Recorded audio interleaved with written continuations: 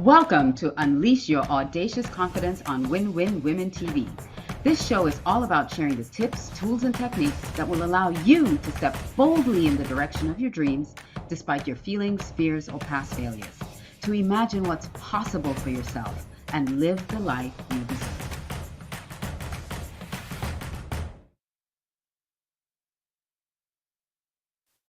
Well, hello, and welcome to this episode of Unleash Your Audacious Confidence here on Win-Win Women TV. I'm your host, Alicia Couri, and today's topic is something that is really personal to me.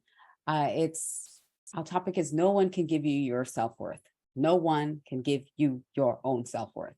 Before we dive into that topic, let's talk a little bit about Win-Win Women. I mean, it's really an amazing place for women to learn, to grow, to experience, to be entertained. And if you go to winwinwomen.com, there are several resources there you can check out. And you can also check out the circles, Win-Win Women circles. There's events globally for Win-Win Women. So check out a lot of those global events. Maybe one is happening in your area that you can plug into and be a part of it. You can even be your own show host, like what I'm doing now. So if you feel the call to be a show host, you can be a show host. If you go to redcarpetceo.com, redcarpetceo.com, that is my production, digital production website. And there you'll find a link to become your own show host on Win-Win Women. So go on over to that website and check it out. And I hope that you find value there on that website as well.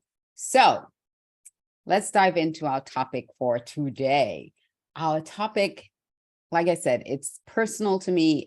It's because I have experienced this myself with low self-worth. And actually my mentor and coach, at times I coach with him, but he's always a mentor to me, David Nagel, talks about our core wounds. And our core wound, one of our main core wounds is the need to be worthy, like our own, to feel worth, to feel value. So there are two main core wounds that he talks about. It's this need to be loved and the need to be valued. And it's interesting that when you look at Maslow's hierarchy of needs, the third need, so of course, our physical needs, food, water, shelter, safety, those are the first two needs. But then when it comes to the inner person, the third need that we have is love and belonging. We need to be and feel loved and have a sense of belonging. And then that fourth need is self-esteem. It's that worthiness, to feel worthy.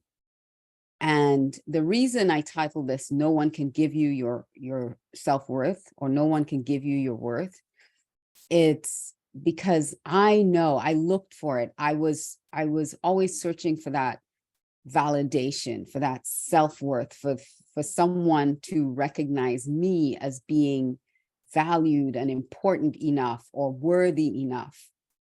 And that's really an inside job. It's not something that someone can give to you. It's something that you need to give to yourself. Now back to David Nagel.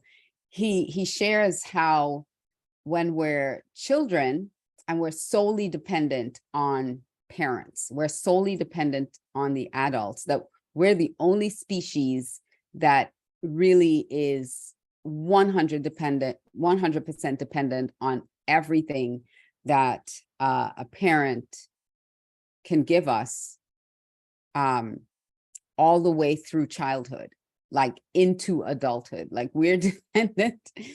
And so that need for someone else to say that we have worth is there. Now, if you have a dysfunctional or a a situation where that parent didn't give you that validation in order for you to grow up and stand up on your own, then you're always seeking to get that need somewhere else. And so it's never something that becomes self-actualized. It's never something that you've learned how to gain for yourself. And that's where you get to the place where, as an adult now, when you are your own authority, you're still looking for that parental validation. You're still looking for someone to say that you are worthy or good enough. And you start seeking it in all different places. So I mentioned in the pre-show, because we do a pre-show before we come live. So I mentioned in the pre-show 3 different areas to really pay attention to if you find yourself seeking that kind of validation externally. So the first one is needing someone else verbally to validate you. You're constantly looking for someone to say, great job, you did a great job. Ooh, I like that. Ooh, tell you that you are good enough. And if they don't, you feel horrible. Like you feel like you're not worth anything. And this is the way that you can recognize this, is monitor your feelings about something. If you do something for someone or with people around, even if it's at work, and you do something and the boss doesn't see it or validate it or recognize it, how do you feel? What is that feeling that you're having? Is it like, okay, that's fine. I know I did I did a bang up job here. I don't need anybody to tell me that that was awesome. Or do you feel like, why didn't anybody say anything? Did I do a good job? Did they not like it? Am I missing something? Why didn't anybody say anything? Maybe I should go back and do it again, or maybe I should check, or maybe I should ask. Maybe I need to ask them. And if you keep asking and seeking for someone to say, oh yeah, that was great, yeah, before you can feel good about it, then that's one indicator that you may need to check in on your own self-worth. You may need to check in on if you are validating yourself or if you need someone else to validate you. So that's one. Another area that we should look at that I mentioned in the pre-show is when you're always seeking the next degree, the next award to be, or the next job title to be enough. I had a friend, actually, this happened to a couple of my friends now, where their job title, one was a doctor, and that was stripped from him due to no fault of his own. It was racial profiling. Someone accused him of something that he did not do. And it has been proven in a court of law that he did not do it. He was acquitted of harassment. This person, I guess, didn't like the fact that he was a man of color holding such a prestigious title at a hospital, and desired to knock him down. And he went through a horrific, I think it was something like 36 months of life, where he was stripped, he was handcuffed and let out of his place of employment, a hospital where he was the chief of pediatrics, and also he ran several other departments in the hospital. So he was in the administrative, but also he ran the pediatrics. And he was handcuffed and let out of that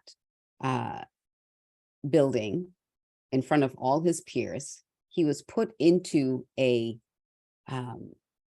police van, spent the night in jail, later was stripped of his license, stripped of everything that he worked so hard to build over the course of his lifetime.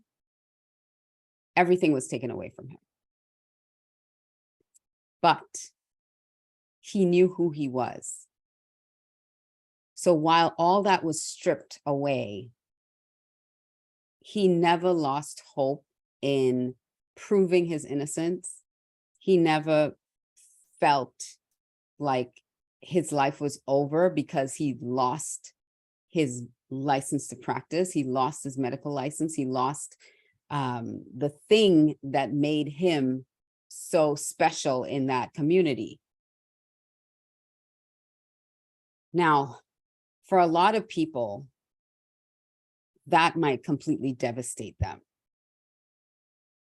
If your self-worth is not built up enough, and I'll tell you, this man has a very, very strong spiritual connection to God. He and his family, and so they weathered that storm, and he was reinstated. Everything was reinstated. His record was, he was proven innocent. They proved that she was lying the whole time, and that he was reinstated. He got his license back and everything like that. But he changed his whole profession and was not so dependent on someone else controlling his own destiny.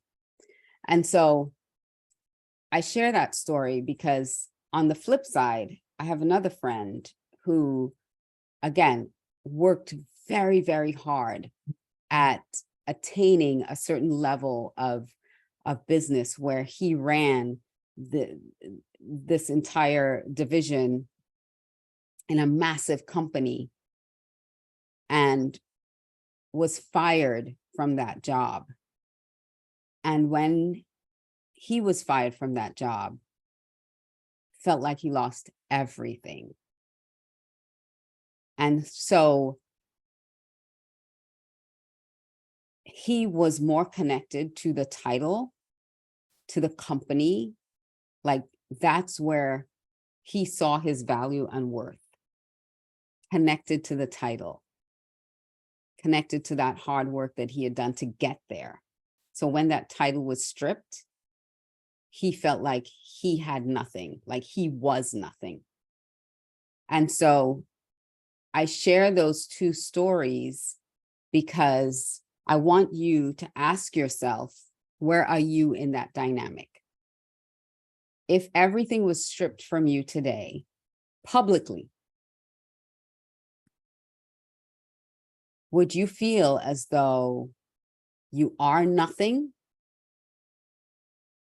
Or would you feel as though, listen, that was just stuff, that was just a job. I am still me, and and everything that I had before, I can get again. Like, which side of the coin are you on that? And really, truthfully, answer that question for yourself. Where are you on either side of that coin? Because if your value and your worth is wrapped up in your title, in your education, in your degrees, in your awards that you've won, and if that's where you're getting your value and you're being validated, then your self-worth isn't where it needs to be. Because if someone takes that away from you, then you feel as though you are nothing, and you are not nothing. Yeah, that's like a double negative, but you are not nothing. So think about those scenarios for a moment and really honestly ask yourself where you fall in that situation. Publicly humiliated, things stripped from you. What does that feel like to you? And then the third scenario, the third indicator that I talked about was perfectionism. Oh, I am a recovering perfectionist. I definitely fell in that category. I fell in category 1 and category 3, where I was needing and seeking validation for everything, and where I was in that loop of perfectionism. Now, the only reason the second one didn't apply to me was that I was already told I was stupid. So I wasn't going to try to get a bunch of degrees to try to prove that I wasn't stupid, because I hated everything about being in school, because that validated to me that I didn't belong, that I was stupid. And so that's the only reason the second indicator doesn't apply to me. But I'm telling you, like, when we're talking about self-worth, I was there. I was right in the thick of it. I know how it feels. I know when you're not being validated or when people don't recognize it, how that felt. And so I needed to build myself up so that I didn't need someone else's approval. I knew I was already approved.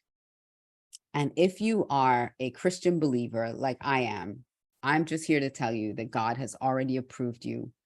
And I can only speak from my own experience. As I say that as a Christian woman, I'm not saying that you're not approved by God in any way if you're not. I'm just saying that that's my experience, right? So I'm not saying that to offend anybody or to exclude anybody. I'm just saying that that had been my experience. And so I know that I was approved already. And so let's see. Perfectionism. So that was the third indicator that I talked about, perfectionism. And it's where nothing's ever good enough. Nothing is ever good enough. And you're always kind of needing it to be better. Because somehow, if it's perfect, that means that everybody sees it's perfect and nobody's really looking at you. Everybody's talking about the thing that's so well done and nobody's looking at you.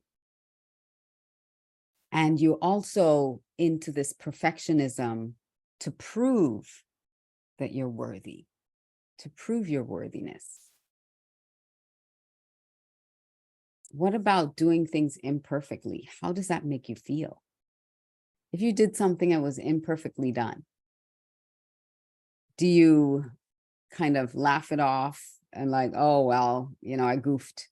I made a faux pas. Or do you get all tied in knots because it wasn't perfectly done? My story, which is an ongoing saga, to tell you the truth, my ongoing saga with perfectionism that I have not yet conquered when it comes to speaking a different language. See, I was teased so mercilessly for my accents growing up. When I was in Australia, so coming from Trinidad, going to Australia, having an Australian accent, I was teased mercilessly with that accent until I was able to drop it and adopt an Aussie accent. Then when I moved back to Trinidad, I was teased mercilessly again for having an Australian accent in Trinidad. And so the accent made a huge difference, and it's still a block for me, so that when I speak, when I try to learn a different language, if I can't get the accent just right, I don't want to do it. I don't want to do it. I don't do it. Because the minute someone laughs at me or says, "What did you say?" that triggers me back to my childhood. So I'm still working on that. I have not conquered that one yet. I'm still working on learning a new language. I seem to struggle in that area. And that's That's just, me telling you the truth on me.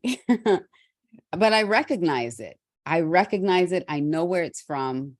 I know that I don't have to be perfect with it. I just still have that thing about trying to speak a different language and not getting it right. So yeah, pray for me. That's that's where I still struggle with perfectionism. But if you recognize or notice those types of symptoms, then consider what does it mean? What does that really mean? I want you to really question your why around it. So like I just share with you my perfectionism around accents, around learning a different language. I understand the why. I understand why it is I struggle in that area because of that trauma from childhood. And so that doesn't necessarily mean that you can easily just overcome it because you understand the why. Because listen, I've understood this why for a little bit now. I just still can't jump over that hurdle yet. I still haven't found the courage to jump over that hurdle. That's my next thing to work on. But if any of those other things kind of are a red light, bing, bing, bing, bing, bing, yeah, I do that. I've done that. Then dig into the why behind it, and then start taking action toward making a different decision around it. Affirmations are great. Saying great things about yourself, but it doesn't necessarily change the belief until you can understand that why. So like if I set an affirmation now that I can learn any language I put my mind to, I can say that affirmation over and over and over again, still won't get me to learning the language. So the only way for me to actually do that is to immerse myself in it and do it imperfectly. Do it imperfectly, bumble it ridiculously, but continue to do it and do and do and do and do and do until I get it and understand that I am speaking a different language. It's not my first language. I don't have to do it perfectly. How many people speak English and it's not their first language and they do it imperfectly and they still feel embarrassed, or they feel they apologize for their English not being good, but they're speaking it. They're doing it. And if I were in a foreign country, I suppose I would have that need to speak the language. It would be a necessity for me to speak the language. But because I'm not in a foreign country, I'm in an English-speaking country for the most part. So I haven't pushed myself to doing it. So maybe one of these days I will come on here and tell you that I have conquered my my area of fear and perfectionism around learning a new language. I haven't made it a goal yet, but maybe one of these days I will. So the best way, again, another David Nagalism, constant space repetition. You have to constantly do the thing imperfectly over and over and over again. Practice just taking action rather than doing it perfectly. the next time you're trying to get another degree, another award, another accolade, think to yourself, why am I chasing after this? Why am I doing this? Is it for my own ego? Is it for my own pride? Is it because I need it to validate me? Or do I really need this next level of education for the next step that I'm about to take? Like, really examine the why behind it so that you're doing it for the right reason and you're not doing it for someone else to validate your existence, that you are important, that you are worthy. You don't need someone else to validate you. So first and foremost, before we end this show, I want you to know, I'm telling you right now, because you are breathing, because you are alive, you have worth, you are valid. And again, this is me validating you, right? If you needed to hear that, and again, this is me validating you. But that has to come from inside of you. That has to come from you knowing that you are worthy, you are valid, and you have a purpose. So what's it going to take for you to believe that for yourself? I'm not going to give you the answer to that. That is the inside job. That's the work that you need to do for yourself.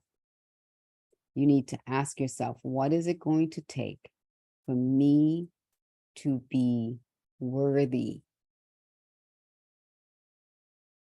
What's it going to take? And when you get that answer, because that answer has to come from inside of you, because what worked for me may not work for you. So when that answer comes from the inside of you, then you need to do the next thing.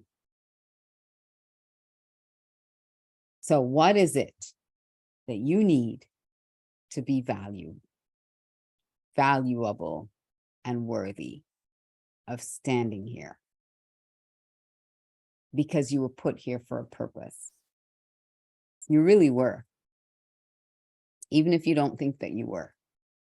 Maybe one thing that you say to someone gave their life meaning. And you didn't even realize that. That was your purpose, to give someone else's life meaning. So, I hope this was helpful. I hope that you really look at how you're looking at yourself, how you're looking at your life, whether or not you're seeking someone else or some external force or situation to tell you you are worthy enough. Or does that come from the inside of you? You know, I did a Google search on what are some of the key indicators for self-worth, low self-worth. And here are 6 things that came back to me with. So I'm just going to read them off in the last minute that we have here together. And also think about whether or not you do these things. So 1, it's saying negative things and being critical about yourself. Are you overly self-critical? I used to be. Again, see, I used to be, and I'm not anymore. So what are the voices in your head telling you? 2, joking about yourself in a negative way. Now, there's self-deprecating humor, which is funny, but when it's constant, then that becomes dysfunctional. Then that's a problem. Focusing on your negatives and ignoring your achievements. So that's actually the opposite of always seeking the next award or the next degree or the next something. This is actually focusing and saying, you don't deserve that, or you would never win that. Oh, when you're really ignoring these achievements, or that these achievements mean absolutely nothing. Especially if someone said something negative to you, suddenly all your achievements are like devalued. blaming yourself when things go wrong, thinking other people are better than you. That's a big one. If you think someone else is better than you, and thinking that you don't deserve to have fun. All right. If you don't deserve to have fun, then yeah, that's a game. That's a deal breaker, because so many people do that. They feel like they don't deserve to have fun in their life and they have to be serious all the time. Fun is silly and stupid. We're not children anymore. You better check yourself, because there's always time and room for fun. So think about those things. Think about your whys. Ask yourself the questions. What do I need to really be valid, to be worthy? What do I need? And I'll see you on the next episode of Unleash Your Audacious Confidence. And until then, be bold, be brave, and every day do one thing to step out with audacious confidence. Mwah, mwah, mwah. Bye.